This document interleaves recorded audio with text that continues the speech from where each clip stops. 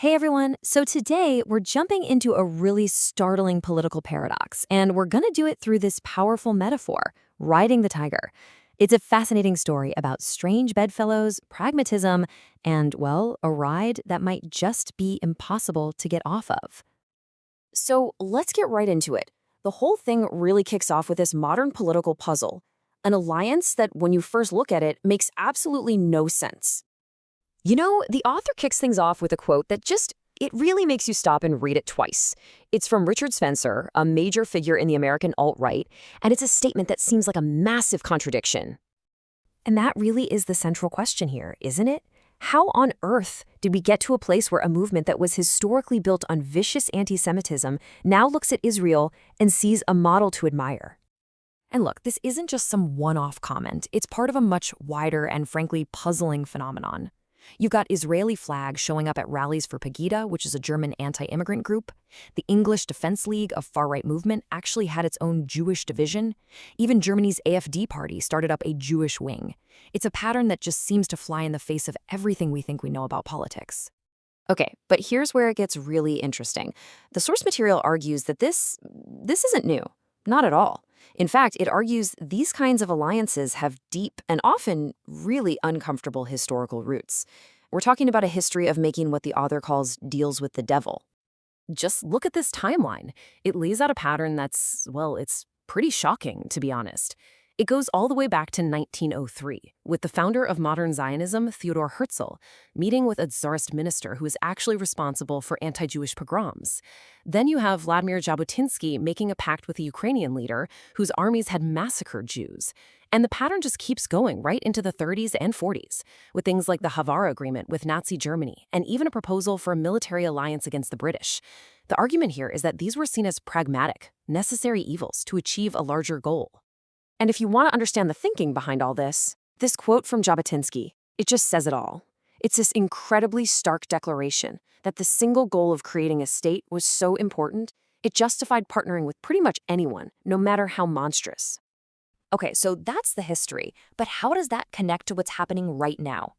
Well, the argument is that the underlying logic never really went away. It just got an update for the 21st century.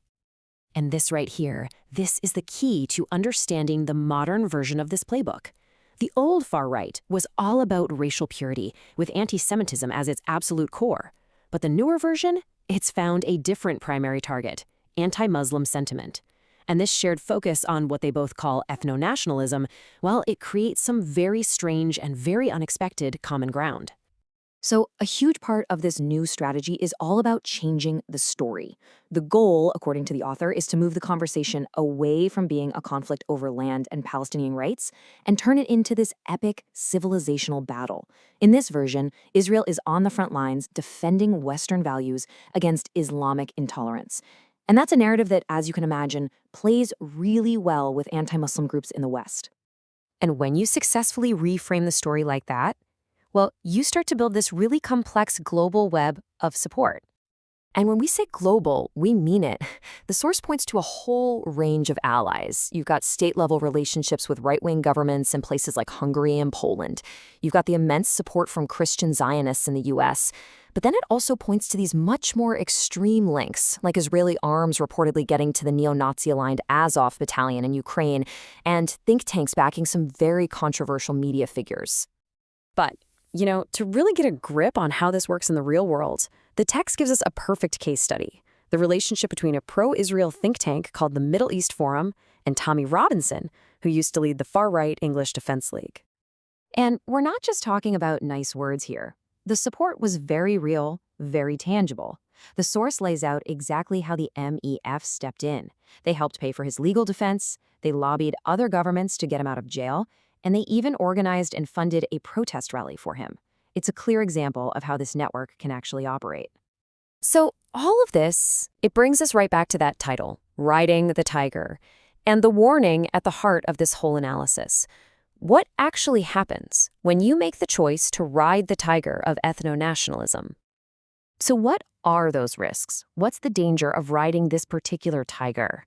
Well, according to the author, the risks are not just immense, they're incredibly dangerous. The source really boils it down to three major problems.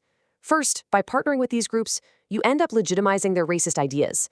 Second, it shines a light on some pretty uncomfortable ideological similarities. And third, and this is the big one, the real warning, you risk creating a climate of general intolerance that could, one day, turn right back around and harm the very Jewish communities you're trying to protect. And to really drive this point home, the author leaves us with this just incredibly powerful and poignant quote from Rabbi Amiel Hirsch, which he said after that horrific synagogue shooting in Pittsburgh. It's this haunting question. Did anyone really think you could unleash intolerance into the world and that it would just skip over Jewish people? That you could just mark your door and the angel of death would pass by? So in the end, we're left with that metaphor, riding the tiger. When you're on its back, it feels powerful. You feel like you're in control. But you can never, ever get off, because the moment you do, it's going to turn around and devour you. It's a really stark look at these perilous alliances, and it leaves us with one final, very provocative question. Where exactly does this ride end?